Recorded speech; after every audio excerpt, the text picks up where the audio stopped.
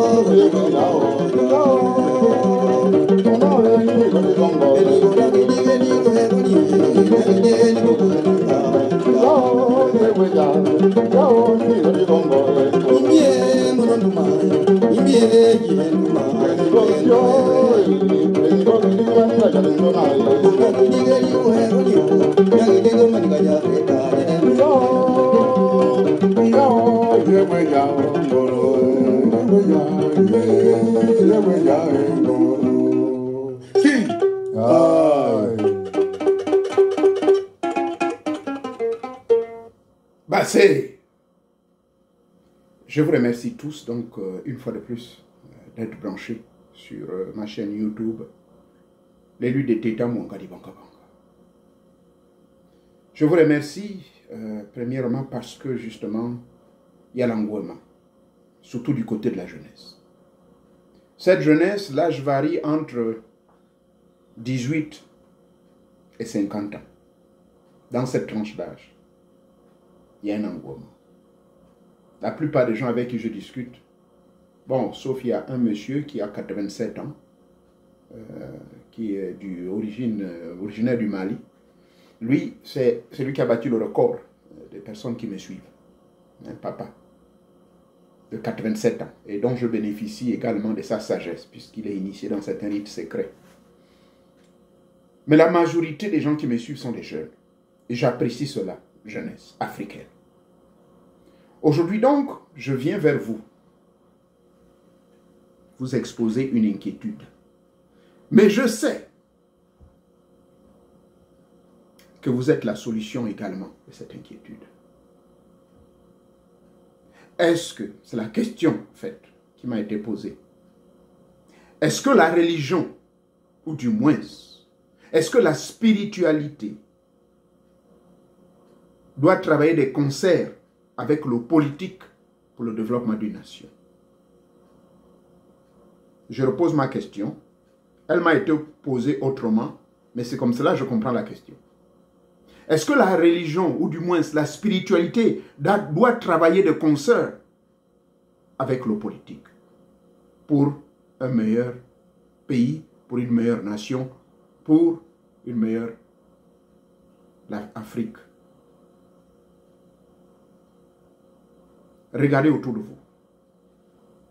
Depuis la nuit des temps, les hommes politiques, à l'époque on les appelait des rois,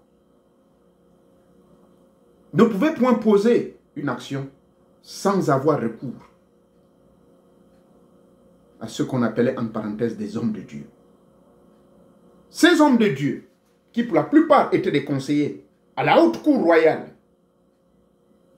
des conseillers directs des rois, c'étaient des prophètes.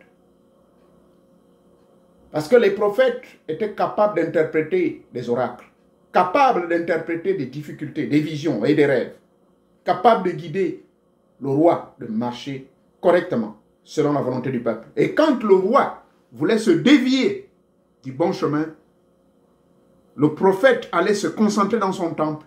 Et là, le Dieu lui parlait, lui dit, va dire au roi qu'il ne fasse pas ceci, fasse pas cela. On a beaucoup d'exemples. Nous avons le cas et l'exemple d'un roi dont le nom est Nebuchadnezzar. Nebuchadnezzar, il a emprisonné les Hébreux, le peuple Israël, qui n'a rien à voir avec l'Israël actuel, hein, je vous informe. Le peuple Israël. Ils étaient déportés en Babylonie en l'an 539, avant notre ère, vous le savez très bien, 6 siècles avant l'histoire de Jésus.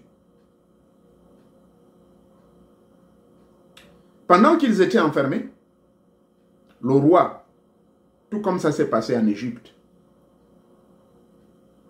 l'histoire de Joseph qui va interpréter le rêve du roi Pharaon, souvenez-vous. Nebuchadnezzar donc va avoir un rêve bizarre.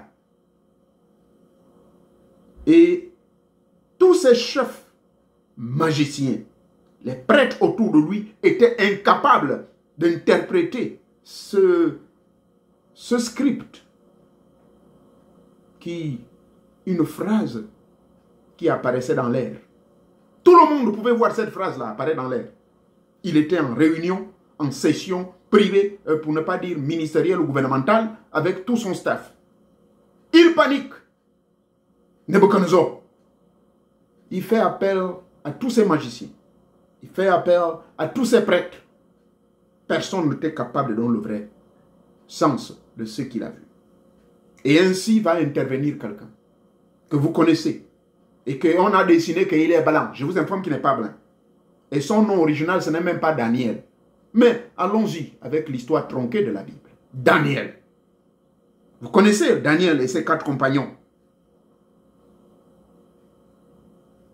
Daniel était interprète. Il parlait hébreu, araméen, babylonien et la langue que vous appelez aujourd'hui l'arabe. Il parlait au moins 5 langues, je ne me rappelle plus la 5e. Donc le rôle que lui jouait d'abord au palais, parce que lui et ses compagnons avaient été, c'était un peu les intellectuels du peuple juif qui était déporté en Babylonie au 6e siècle avant Jésus. Donc, il bénéficiait d'un traitement un peu assez spécial, car ils étaient interprètes. À chaque fois que le roi de Nebuchadnezzar disait quelque chose en langue babylonienne, c'était Daniel qui l'interprétait auprès du peuple. Les décrets, les lois religieuses. Souvenez-vous de la loi où il avait exigé que les gens se plient devant un Dieu qui était un mât, en fait. Voilà pourquoi certaines religions telles que les témoins de Jéhovah qui m'ont éduqué, on ne se met jamais devant le mât du drapeau. C'est une adoration à un Dieu. Le drapeau, c'est un Dieu, selon les témoins de Jéhovah. Je ne partage pas cet avis, je vous informe. Mais juste, c'est mon rôle d'éduquer. Donc Daniel a joué un rôle très important sous l'emprise de ce roi-là qu'on appelait Nebuchadnezzar. Donc Nebuchadnezzar, cette fois-ci, a un rêve bizarre où un dieu étranger vient lui parler, qui lui donne des avertissements assez forts. Le roi a des maux de tête, il ne comprend pas qu'est-ce qui se passe. Pour ne pas me répéter, vous savez ce qu'il a fait? Il a fait appel à tous ces mecs-là. Il avait des rois, il avait des mages, il avait des sorciers, il avait des prêtres, il avait même des femmes sorcières très avancées. Et selon certains documents du livre qu'on appelle la chronique, ils avaient une pratique étrange. Et cette pratique étrange, au IVe siècle de notre ère, on a découvert que c'était la forme des loges maçonniques dans le temps. Donc, c'était un grand maçon. Peut-être qu'à l'époque, on ne l'appellerait pas ainsi, parce que les pratiques étaient semblables à la maçonnerie du XXIe siècle. Je vous parle de Nebuchadnezzar. Daniel donc est appelé. C'est lui qu'on appelle pour pouvoir interpréter. Il va expliquer. Et quand il explique tout, le roi rentre dans une rage. Bref, je ne vais pas m'éterniser sur cette histoire que vous pouvez vérifier dans le livre de 1 roi et le livre de 2 Samuel, dans tous les détails, et surtout le livre de 1 chronique, qui parle de tous les rois qui ont dirigé le monde. Le roi Nebuchadnezzar avait des conseillers, mais ces conseillers étaient incapables de lui donner la vraie version de ce qu'il a vu. C'est Daniel, exilé politique, d'accord, qui en même temps interprète, qui était parmi les intellectuels du temps, mais il était aussi visionnaire et prophète, parce qu'il était capable de communier avec leur Dieu et de le voir spirituellement parlant, bien sûr. Donc, voilà comment ce mec-là marchait. Mais malheureusement, les derniers jours du roi, il ne voulait pas écouter le prophète. Il commençait à se confier au prophète Daniel, mais à un moment donné, il se rend compte que ces mecs-là, ils adorent un Dieu qui est tout à fait bizarre. Et c'est ainsi qu'il va instaurer une loi, et vous connaissez la suite, la fosse au lion et toutes ces histoires-là que la Bible vous rapporte.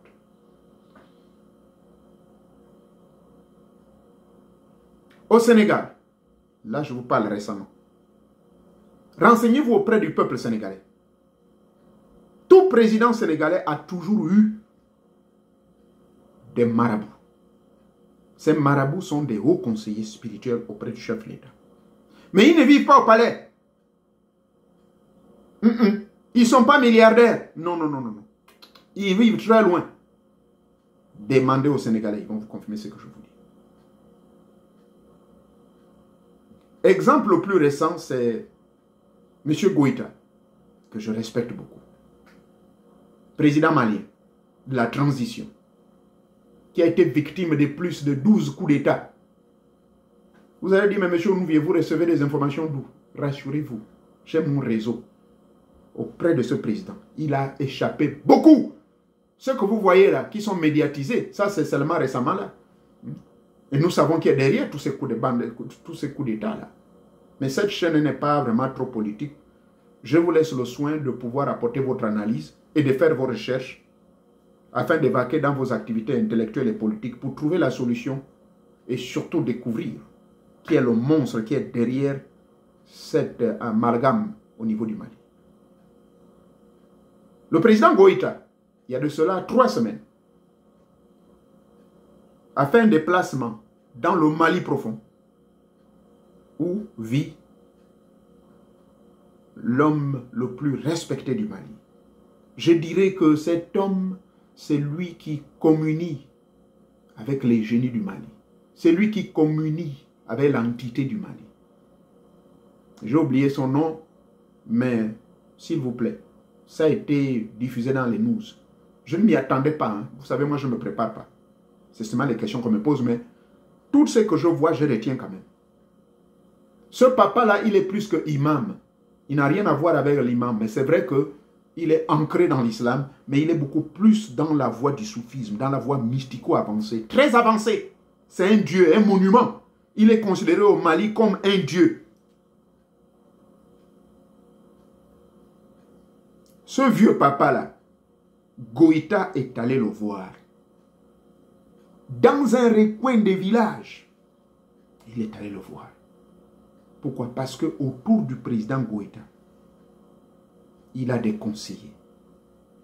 Et la plupart des hauts commissaires ou conseillers qu'il a autour, c'est des hommes très avisés, qui ont des visions. Ils lui ont dit, Monsieur le Président, avec toutes les menaces que vous subissez là, allons-y voir l'homme qui détient la clé spirituelle de ce pays. Et ce vieux papa-là, qui a plus de 80 ans, a autour de lui également des imams, qui lui sont fidèles, a autour de lui des hommes spirituels.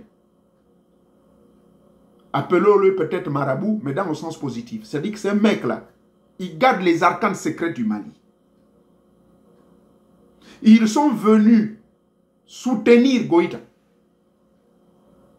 Parce que le premier ministre malien, rassurez-vous, je ne veux pas rentrer dans sa vie privée, mais c'est quelqu'un de très spirituel.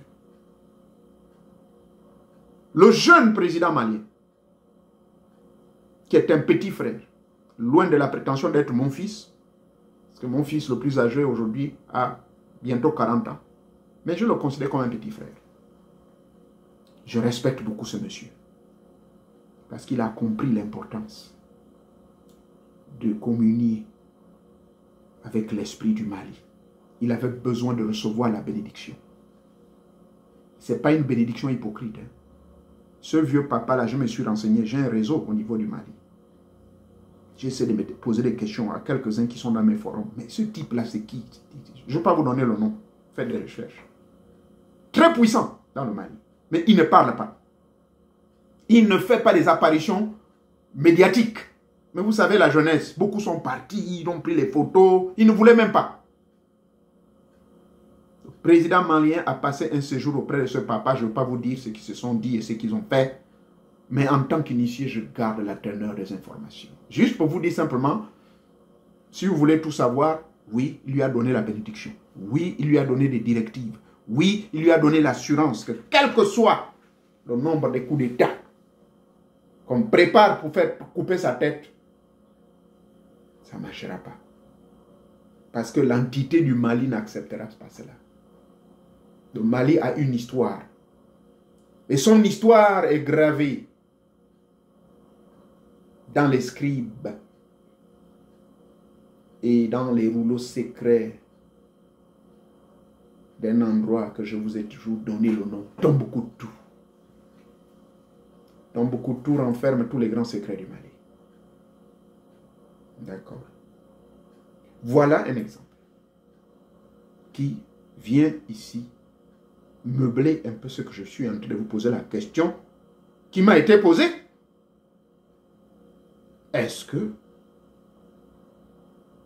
la spiritualité doit s'allier avec le politique pour la direction d'un pays, pour le bien du peuple? Vous me direz si oui ou non. Je veux votre avis, s'il vous plaît.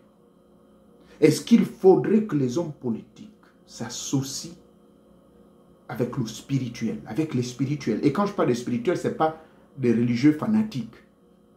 Ce n'est pas des religieux corrompus. Et tout à l'heure, je vais vous faire écouter un frère africain qui est très mal à l'aise et qui voit plutôt une forme d'adultère entre les hommes religieux de certains pays et les hommes politiques. Grand adultère, parce que beaucoup vont pour s'enrichir. Au point où il se pose la question, est-ce que Dieu est encore au contrôle de certains pays d'Afrique? Il semblerait que Dieu a tourné le dos. Pourquoi? À cause des hommes religieux. Je ne vous en dirai pas plus. Je vais prendre le soin de retrouver cette déclaration. Et que l'auteur de cette déclaration me pardonne, car je n'ai pas eu sa permission. Mais nous prendrons le soin de garder l'anonymat du frère pour qu'il n'ait pas de problème. D'accord? Je viens seulement déposer au... Ce que rien même réalisé. Pardonnez-moi, je retrouve.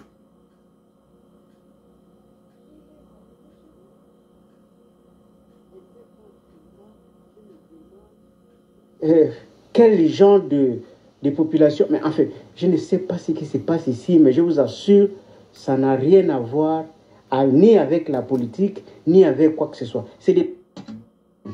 Bon, bref, vous voyez, je transpire parce que, évidemment, ça, c'est le genre de questions, même, ça te donne mal à la tête. Et pourtant, il y a l'air ici, mais je transpire. Parce que non, je pense même que les sorciers sont présents ici. Les pasteurs, les idiots, macros, escrocs, mais les imams, Ah, quel pays, mon Dieu. Est-ce que le Seigneur va nous aider vraiment? On dirait que le Seigneur même, ils ont tout fait pour que le Seigneur quitte ce pays. Tellement ils sont escrocs. Comment même les imams, ils ne sont pas crédibles. On te dit que, même moi-même, j'ai demandé au président du conseil de démissionner. Il n'a pas démissionné, mais ce pays est malade. Les gens sont, les gens, ils volent même Dieu. Comment ils ne peuvent pas voler les hommes? Ah, mais c'est terrible, hein? Hein? Mais nous, on fait même les prières là pour rien. Bon, bref, je commence à tout transpirer. Donc, voilà, à la prochaine. Ça, c'est la contribution d'aujourd'hui. Hein. Prenez ça au sérieux. Je suis très sérieux. Ça, c'est un frère africain. Je ne vais pas vous donner son identité, mais c'est un élu d'une institution de la République d'un pays africain. N'êtes-vous pas d'accord avec la question qui se pose là? Dans votre pays d'Afrique, vous vous reconnaissez. Est-ce que ce qu'il dit là, c'est la vérité? Comme il a dit, il n'y a rien de politique.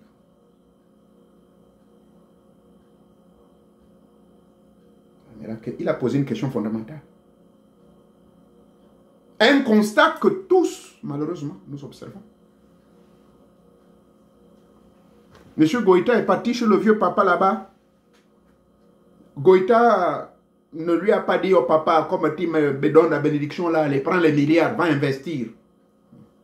Non. Le monsieur vit dans son modeste village, dans son coin là-bas, caché. Il a tout ce qu'il faut pour vivre à l'aise. Tous les présidents du Mali sont allés voir ce papa-là. Tous, je dis bien. Goïta n'est pas le premier. Parce qu'il est gardien, si vous voulez, c'est lui qui garde la clé du Mali, spirituellement parlant. C'est vrai que c'est Allah Akbar. Alhamdulillah, Shanlaïla, Muhammadou Rasulullah. C'est lui que les musulmans attestent, qui est au-dessus de tous les pays du monde. Le Père éternel, Yahvé ou Jéhovah, qui est au contrôle de tout. Mais comme vous le savez, dans une sourate, sauf si je me trompe, entre la sourate numéro 93 et dans la Bible, du livre de Deutéronome chapitre 32, Allah ou Dieu a assigné à chaque nation, à chaque tribu, une entité. Chaque nation a une entité. Et je vous en parle ici. Et beaucoup d'hommes politiques, religieux m'ont donné le basset. Et quand vous me donnez le basset, langage gabonais qui veut dire quand vous me donnez l'accolade, pour me donner l'accord, pour vous agrémenter et pour vous être sur la même ligne que moi, pour me dire que c'est vrai ce que je dis. Mais que faites-vous pour changer le cap, pour changer le cap du pays? Où va le pays? Je m'adresse surtout au pays où vraiment c'est le gouffre total. Je vous ai toujours dit, je parlais le cas de mon pays, le Gabon, je vous avais dit que le problème du Gabon, il est beaucoup plus spirituel. Hein. Tous les simulacres que les gens peuvent faire, là, les histoires politiques, emprisonner les gens, faire ceci, les gens qui ne contrôlent plus leurs émotions, les gens qui ne savent plus ce qu'ils font, la main facile de voler, de faire ceci, de certaines personnes, tout ça, je vous dis, c'est parce qu'on a tourné le dos à Dieu. Vous allez me dire, mais monsieur Nouvier, quel rapport? Mais je vous dis, il y a un grand rapport. Je vous dis. Et ce qui est encore grave, j'ai eu des révélations de certains compatriotes, parlant toujours de mon pays, le Gabon, qui m'ont même révélé que la fameuse entité qui, en dehors de l'entité, bien sûr, qui commande le Gabon, qui est une entité très déçue en ce moment, qui pleure, qui est déçue, entité féminine, il y aurait une autre entité féminine, là, celle-là, qu'ils ont appelé le nom de Jézabel, que certains compatriotes adorent, lui offrent des sacrifices jour et nuit. Donc, Voyez, un combat entre le bien et le mal. Mais ce combat entre le bien et le mal, qui sortira champion? Qui sortira victorieux? Oh là là. Donc la question vous revient, à vous de réfléchir. Est-ce que Dieu a tourné le dos à votre pays? Vous ne constatez pas que Dieu a tourné le dos à votre pays? Si je dis bien la question s'adresse à tout pays africain, je m'adresse à mon peuple africain. Ici aux États-Unis, Dieu a tourné le dos aux Américains depuis 1974 et je connais l'histoire. Je n'étais pas ici, je suis arrivé ici en 1999. Mais vous savez, quand vous devenez citoyen d'un pays, quand vous voulez prendre la nationalité, vous devez étudier l'histoire. On fait passer un test. Vous connaissez l'histoire, la géographie, le système politique, le système monétaire, le capitalisme sauvage, toutes ces histoires, ces tendances démocratiques républicaines, les notions, la constitution, tout cela, c'est dans ma tête. J'ai étudié ça avant que je ne prenne ma nationalité. Matter of fact, c'est depuis le Gabon que je commençais déjà à étudier l'histoire américaine. Bref, en 1974, quelque chose d'horrible, de nuisible se passa ici. Parce qu'il y avait quelqu'un qu'on appelait Nixon, que Dieu est son âme. Il avait un petit nom qu'on appelait Mr. Dick. Et si vous savez ce que ça veut dire Dick en français, je ne vais pas traduire, mais nous sommes tous des adultes ici. Vous comprenez? Ce monsieur avait voté une loi bizarre. Alors que les États-Unis d'Amérique, d'accord, je m'assure qu'avant les 30 minutes, je finis. Les États-Unis d'Amérique, depuis la nuit des temps, même sur notre passeport, we the people, we therefore abide by the law, follow. Ils ont enlevé peut-être quelques parties, ils ont enlevé Dieu, mais vous verrez que tout ce qu'ils ont écrit, tous les mecs qui se sont retrouvés à écrire la Constitution américaine, 90% de ces paroles ont été puisées de la Bible, du livre saint. Voilà l'Amérique, comment l'Amérique était devenue puissante. Bien sûr que c'est la même religion, parce que je sais que mes jeunes là qui aiment faire la critique, je sais, j'ai lu des livres qui ont été écrits par des mecs qui ont dit oui, ils ont utilisé la religion pour venir nous esclavagiser, surtout mes frères noirs américains. Voilà pourquoi moi je ne veux plus discuter avec eux. Ils sont tellement têtus qu'ils vont vous dire, nous vous pouvez tout parler, vous nous avez vendu, vous êtes des traîtres. Ils ne comprennent pas. Bref, c'est pour cette raison, les Bibles que vous voyez, les religions ont été utilisées. Mais au commencement de l'histoire des États-Unis d'Amérique, je vous le dis, la prospérité américaine, la stabilité, la puissance américaine. Jusqu'en 1974, qu'est-ce qui s'est passé? Le Congrès vota une loi et passa une loi. C'est là où la terminologie de séparation, de separation between government and church. Separation of power. You mind your business while you're on the real religion, and you mind your business while you're on the politics. It should not be mixed up. Anybody follows his own path. Que chacun suive son chemin. Séparation des pouvoirs. Et depuis là, je vous dis, la loi était en projet depuis 1970. Elle avait avorté et en 1974, elle avait été saisie. Ce que je vous dis maintenant, pour ceux qui doutent là, allez dans les Google. Je ne sais pas ce que Google va vous raconter, mais je vous raconte une histoire que moi-même, on m'a fait étudier. Quand je suis devenu citoyen américain, j'ai étudié tout ça. Bon, on m'a posé seulement 3 questions au passage. On ne m'a pas posé ça, mais c'est important de connaître l'histoire. Les guerres civiles qu'il y a eu aux États-Unis, ces guerres civiles étaient menées par qui? C'était des leaders d'opinion. C'était des leaders religieux pour la plupart. Si vous connaissez l'histoire des pèlerins, l'histoire des Anglais qui ont quitté les États-Unis, qui ont quitté le Royaume-Uni pour venir ici, c'était pourquoi? Ils ont dit au départ, non, ils ont fui les taxes. Les Irlandais, tous ces mecs-là, ils ont fui parce que la taxation était haute. Même pas 100 ans, les États-Unis d'Amérique devint le pays le plus élevé et le plus taxable, qui a le taux le plus élevé de taxation. Donc, ils partent de là-bas, ils viennent amener le même système. Ou qui change quoi? Bref. Ce pays donc a connu cette descente aux enfers parce qu'ils ont tourné le dos à Dieu. Ça là, je donne crédit aux pasteurs évangélistes américains. Je vous ai dit ceci, non? Où je suis devenu pasteur, non? Je suis allé dans leurs écoles. Ils m'ont mis ça dans la tête. J'ai gardé ce qui est bon et j'ai rejeté ce qui n'est pas bon. Mais ce qui est bon, c'est quoi? Quand on tourne le dos à Dieu, Quand on ne marche pas avec la spiritualité, lorsque un homme qui dirige le pays n'écoute pas un homme de Dieu, ou bien lorsqu'un homme de Dieu qui va vers l'homme politique, au lieu que l'homme politique l'écoute pour marcher sur la bonne voie, comme ce fut le cas du roi David, le cas de Pharaon, qui a écouté Joseph étant en prison, même si on lui a monté quoi avec la femme du chef, le prêtre là qu'on appelait Potiphar, et la femme voulait coucher avec lui. Le cas de Daniel avec Nebuchadnezzar, vous voulez que je vous amène où? Ou lisez l'histoire de Napoléon au niveau de la France. La relation d'une nation avec un pouvoir spirituel. Le pouvoir exécutif marche toujours avec le pouvoir spirituel. La libération de la France. Allez-y savoir. Qui avait délivré là? Qui a participé à cette libération de la France? Qui a participé à la création de ces trois mots-là? De la liberté, égalité et fraternité. Qui a amené ça? Et ce sont des maçons. Ce sont des maçons. Ce sont les maçons, si vous voulez, qui ont contribué à cette grande bataille.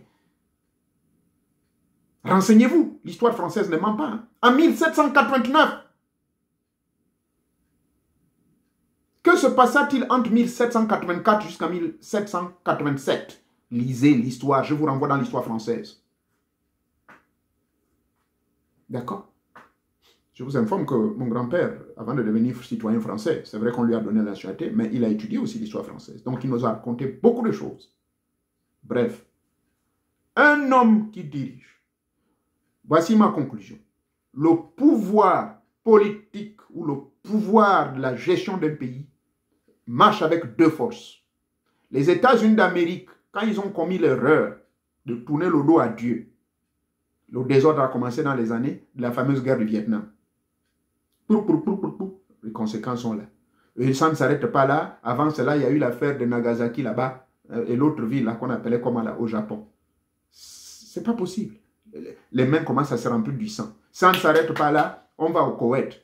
Le sang continue à couler. Ça ne s'arrête pas là. Les guerres non justifiées. On va en Irak. Bref, vous connaissez l'histoire. Oh? Moi-même, je suis américain, mais je connais tout cela. Ici, c'est la démocratie et c'est la liberté. Mais tout ceci, et les années 90, quand les drug cocktails commencent à prendre l'envergure à partir du Mexique et que nos frères blancs qui sont ici trouvent des distributeurs ambulants, ce sont nos frères noirs qu'on utilise comme les distributeurs ambulants. On attrape les drogues, on les tue et les noirs s'entretuent entre eux. La même chose qui se répète aujourd'hui même dans nos pays africains. Le Mali l'a compris. Et ce sont des Maliens qui sont manipulés depuis l'étranger, qui veulent déstabiliser. Ils étaient là, mais ils ne sont pas d'accord. Ils sont manipulés à des coûts de millions, des milliards pour pouvoir déstabiliser M. Goïta. Ça, c'est le pays Mali, non? Mais je mets mon nez là-bas, pardonnez-moi. Mais là, je parle en tant que spirituel. Je vois beaucoup de magouilles qui se passent. Ce sont des Maliens, je vous dis. Les mercenaires, soi-disant, qui sont venus, les mercenaires ivoiriens, ils ne sont pas venus. Ils sont venus à la complicité de quelques Maliens qui leur donnent tous les rouages. Les djihadistes, soi-disant, les gens là qui sont allés déstabiliser le président Goïta il y a de cela 2 jours, ils sont allés chez lui. Mais les bénédictions que le vieux là a données, ce n'est pas des bénédictions en vain. Ça a été détourné. On les a attrapés, ces bandes de voyous. Vous voyez, la population malienne est derrière ce monsieur. Pourquoi?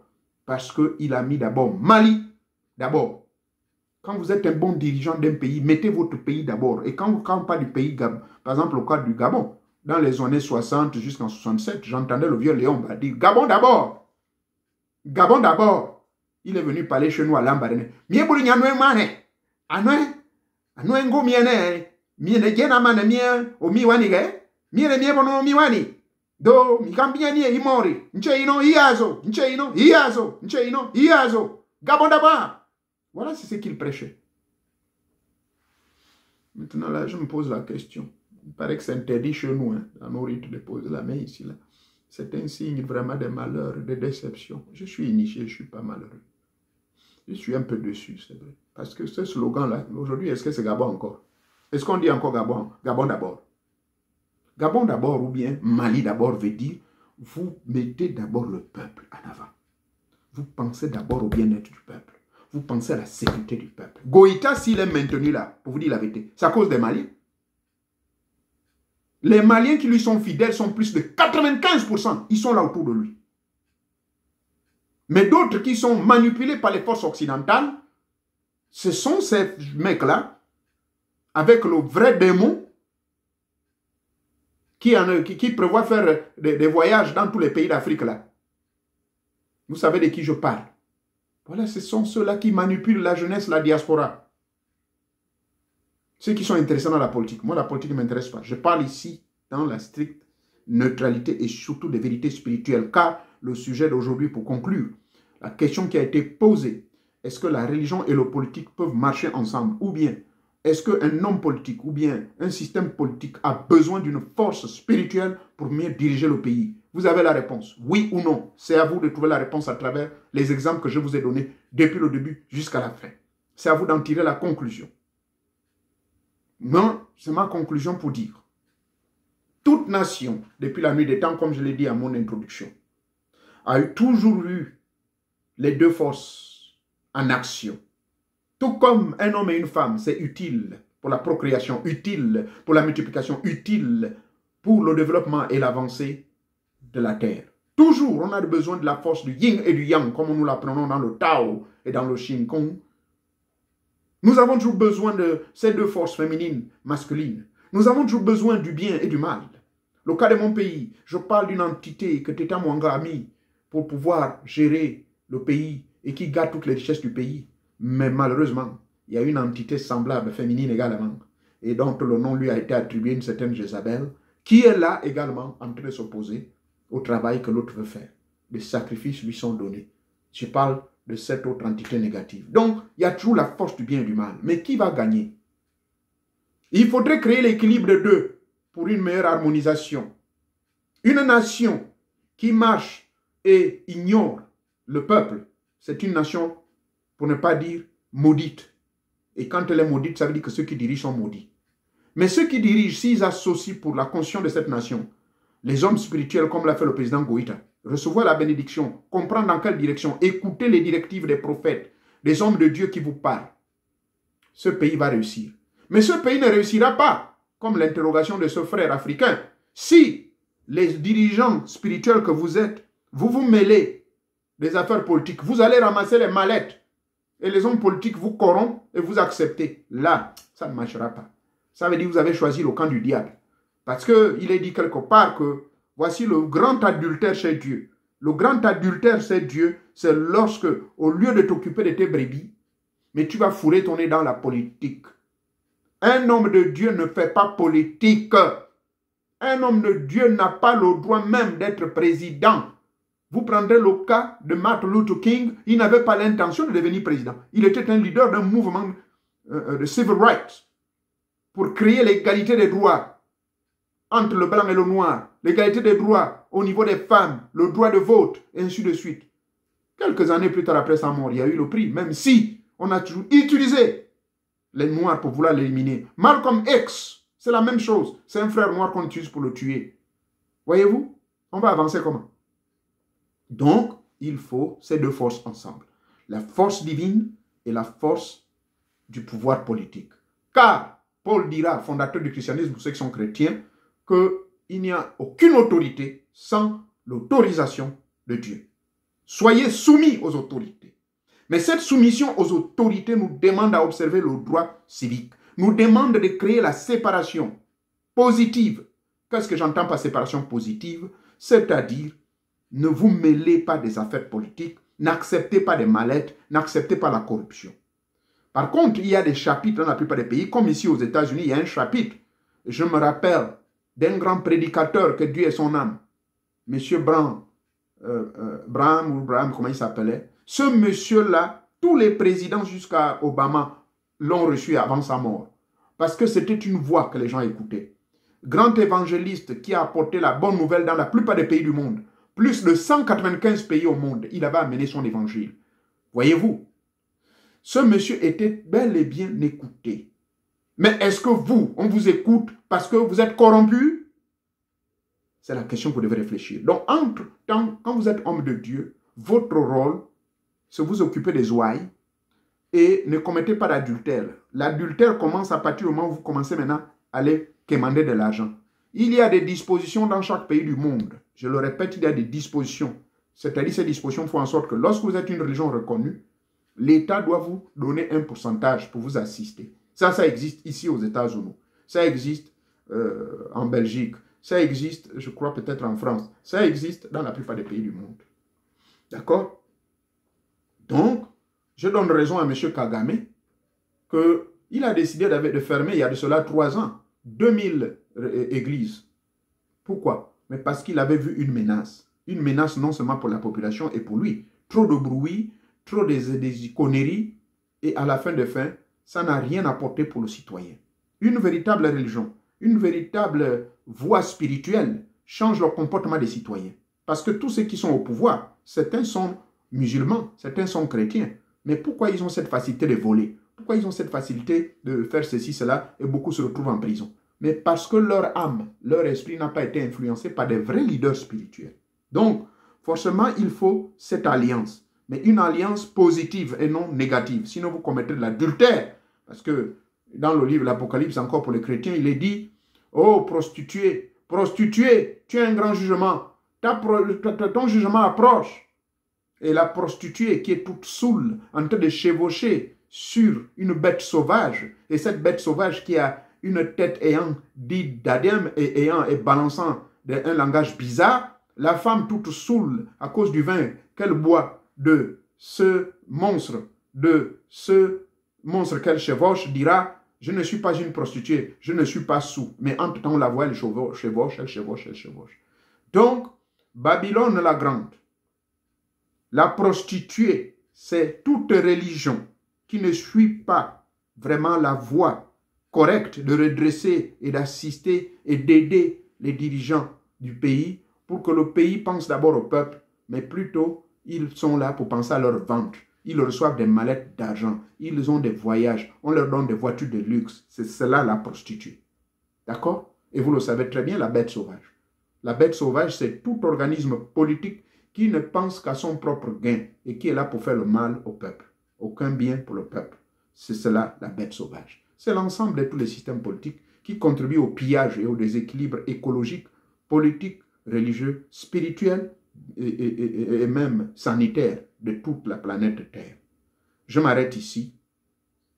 Si ce que j'ai dit a choqué certaines personnes, veuillez me pardonner, mais je crois que je parlais dans la stricte neutralité politique car la politique n'est pas mon point fort. Je ne suis pas là-dedans. Certes, je suis un ancien élu du peuple, je sais comment la chose politique marche, mais je préfère faire la politique avec des hommes responsables.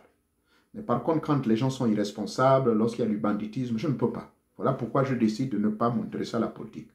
Mon rôle ici, c'est de pouvoir motiver, de sensibiliser. Il y a des hommes politiques qui me consultent en privé, je vous rassure. J'essaie de leur donner le maximum de connaissances qu'ils peuvent recevoir pour faire d'eux des meilleurs citoyens. Parce qu'un meilleur citoyen dans la nation, c'est ce citoyen qui respecte les principes de la vie. Il y en a 7, mais je ne vais pas les développer ici. Et ces 7 principes de la vie, c'est de penser d'abord au bien-être des populations, c'est-à-dire les populations qui l'ont élu, si c'est un député, si c'est, je ne sais pas moi, sauf le ministre n'est pas élu, mais si c'est un député, un sénateur et un président, vous avez été élu. Et de cette façon que vous avez été élu, pensez faire en sorte que les populations qui vous ont élu puissent vraiment être à l'aise. Maintenant, vos ministres qui sont nommés ne peuvent répondre qu'à l'action de votre comportement. Vous ne verrez pas des ministres qui sont des corrompus, vous ne verrez pas des ministres qui vont voler, mais qui vont se contenter uniquement de leur salaire. Des ministres qui sont des honnêtes citoyens, parce qu'au départ, ils sont influencés par l'éducation religieuse, ils sont influencés par l'éducation spirituelle, mais également par le leader, celui qui dirige. D'accord? Voilà comment ça marche. J'ai toujours pris un bon exemple, c'est l'exemple de M. Goïta du Mali. Je respecte tous les autres présidents, je ne veux pas m'intéresser, je parle de Kagame, je parle du président du Sénégal, j'en passe. Il y en a beaucoup qui ont réussi, sans compter celui du Swaziland, en passant par le Kenya. Voilà, c'est des pays qui aujourd'hui avancent. Nul n'est parfait, mais quand vous partez dans ces pays, pour la plupart que j'ai visités, mais mon Dieu, à un moment donné, vous dites, mais mon Dieu, si votre pays est calboigné, mais vous n'êtes même plus tenté à retourner à votre pays. L'Amérique où je suis, ce n'est pas le bon exemple. Quelqu'un a osé me poser la question, mais pourquoi vous dites aux gens que l'Amérique d'aujourd'hui n'est plus l'Amérique des années 90. Je vous dirai ceci, parce que l'Amérique d'aujourd'hui est pourrie.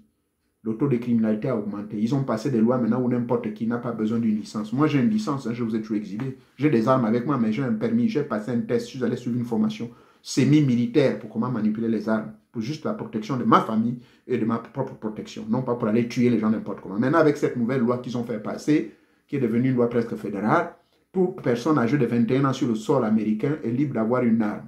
Et vous vous demandez pourquoi le taux de criminalité monte. Et vous qui me posez la question, mais pourquoi vous dites que les gens ne doivent plus venir? Moi, je ne vous ai pas découragé de venir en Amérique. Oh, venez, venez vous-même vivre, puisque vous ne voulez pas croire, vous pensez qu'on est jaloux, on ne veut pas de vous ici.